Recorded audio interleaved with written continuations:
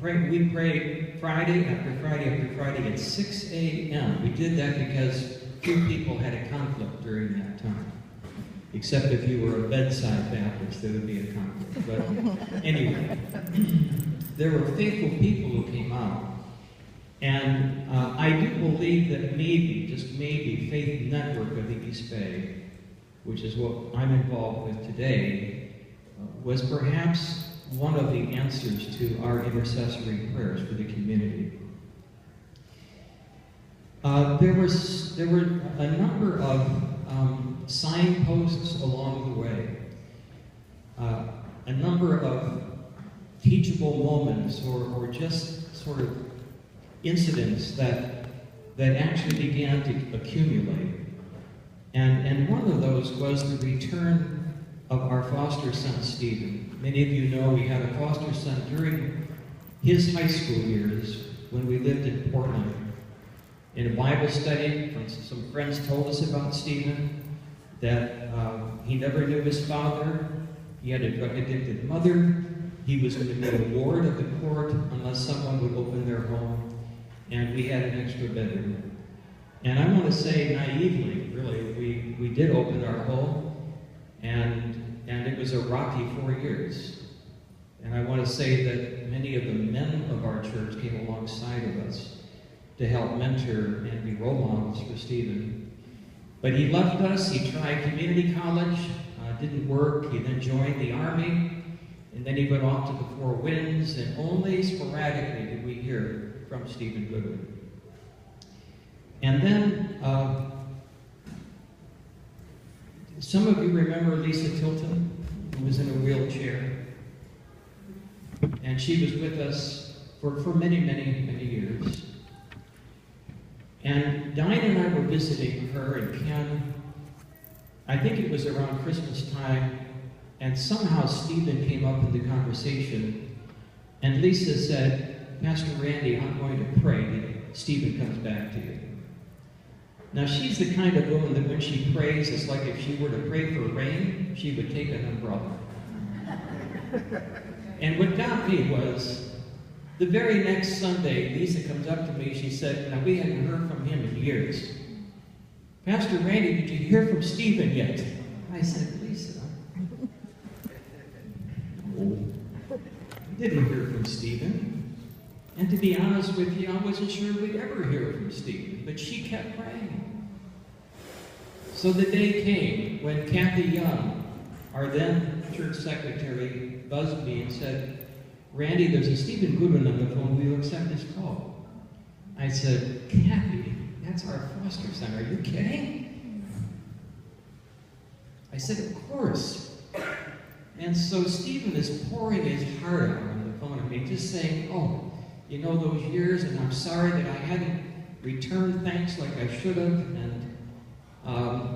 and I'm thinking, wow, you know, there were so many that were supporting him over those years.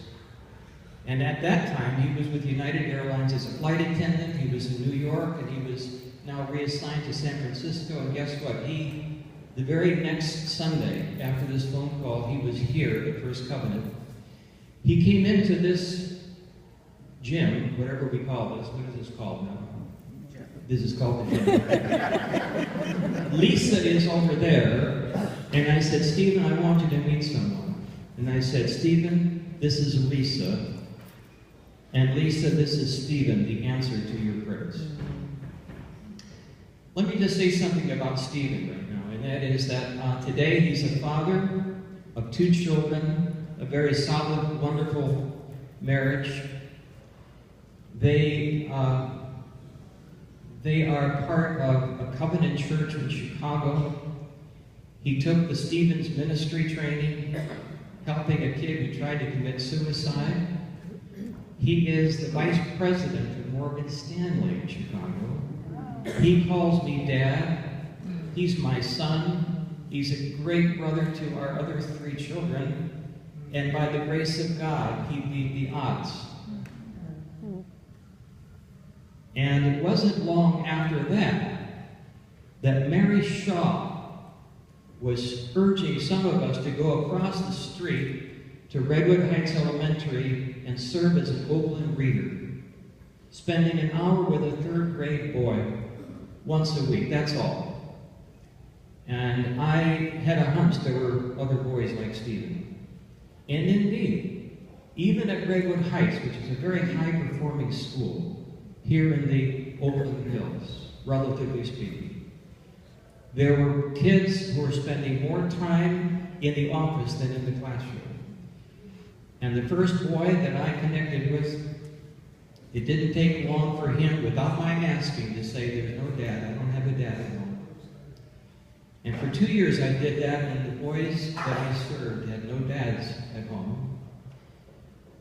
Mothers stressed out, families that are fractured. It's something that was, as you can understand, formative. The return of Stephen, and seeing other boys like Stephen. And by the way, you know who was with me up there in that library across the street? Elwood Anderson. I can see him right now with that boy. And you know what he was working on with that kid? Not only reading with him, but he was working on a daily schedule. And this boy was starting to prioritize his life, with Elwood being like a grandpa to him. It was something I'll never forget. Then, now this is about year 2000, Dennis Yakonis, who was then our school superintendent, Oakland, invited clergy to come to Mills College. And there he gave us a state of the schools report, which was not very rosy. And then he paused and he looked, and it was a large conference table. I think there were about 25 of us representing many denominations. And he said, "And we need you, and we need your congregations to adopt a neighborhood school." And I remember leaving. By the way,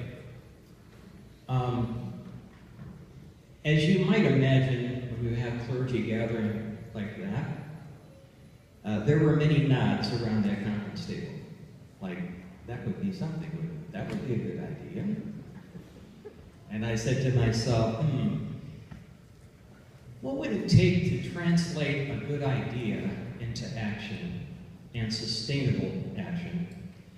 Because I'd been around the block a few times already, and I saw a lot of urban ministries come and go, here today and gone tomorrow. So I began to noodle around that. I began to journal. I began to pray. I began to confide in some friends who kind of knew the way I was wired. And by the way, I was also at the time praying with quite a broad spectrum of pastors on a regular basis for the shalom of the city. The clincher came as I was returning from the Covenant Midwinter Conference in February of 2001. And Dinah and I were aboard United Airlines flight, and we were all given a book. This is typical at a midwinter conference. There's some wonderful donors who make sure that we leave the conference with a couple of good books. And this particular book was a book written by John Ortberg entitled, "If You Want to Walk on Water, You've Got to Get Out of the Boat." That's a great book for people who've gotten stuck, or people who are afraid to take a risk, afraid to move into uncharted waters. And I remember nudging Diane and saying, "Honey, I think it's time that I get out of the boat." You know, there are other things going on, you know, that kind of were like signals that maybe it was time for me to get out of the boat. And by the way, if anyone wants to get out of the boat, we ought to be sure we hear Jesus say, "Come out here," because otherwise I wouldn't get out of the boat. You know what I mean? But what's interesting is that Jesus was out on the troubled waters. He was there, and he said, "Come out here and join me." And so now it's July, June, by the way, June, the last week of June was my last Sunday here, and you know, I was reminiscing, oh man, this has been, thank you for inviting me, okay? Am I boring you? No. Let me know when you know, there was this guy that was sitting right over here when I was preaching, and he was just, and I thought, affirmation, and I looked twice and he was sleeping. Well, so it's our last Sunday, and Diane and I, as we usually did, we're down at the door to greet folks. And this young man, I'm going to guess he's about 12 years old, he first of all shook Diane's hand. She was to my right. And then he had something in his hand, and he dropped in her hand 2 quarters. And he said, if Jesus could take a couple fish and, loaves, just a few, and feed a multitude, maybe he could use these 2 quarters to multiply your new ministry. You want to know something? Those 2 quarters are on my bulletin board, taped to my bulletin board today. I looked at them this morning to remind me that a little can go a long way. It's in the hands of Jesus. I keep reminding myself and others that I think the reason salt is in small containers is because a little goes a long way. You are the salt of the earth. So now, we launched Faith Network. It would be a maiden voyage. We didn't really know exactly what we were doing, but we had the idea that we could possibly build partnerships with local schools and get inside the schools, not have to build buildings to reach out to our children who are in most need, who are most vulnerable. Lane Blankmeyer sitting here, who's been a great support from the very beginning, you and John has been on our board of directors, continues to be on our board of directors. John and I, and Norman Brooks, many of you know who Norman is. He became part of our staff. He was previously a school teacher, a science teacher in Oakland, and then an administrator for the district. But Norman introduced us to our first school, Burbank Elementary in East Oakland. Roberta Keller, a Jewish principal, welcomed us with open arms. I'll never forget it. Guess what, friends? This was 2 days after 9/11. And Roberta said, I want my school to be a safe place. And apparently there was some fighting on the playground, and the teachers were boycotting their classroom because there were adults that were urging these kids on. Can you imagine? And she said, I want my place to be a safe place, my school to be a safe place. And then she began to itemize the areas of concern. In 2001, 70% of Oakland's third graders were reading below grade level. 70%. And I did not know it at the time, but I know it now that California is building prisons partly based on 3rd and 4th grade reading scores. It's really very, very troubling. And that percentage, by the way, is going down. Today, only about 60% of our 3rd graders are reading below grade level. That's still a travesty, and it's unnecessary. And I'll tell you why in just a few minutes. But anyway, we're listening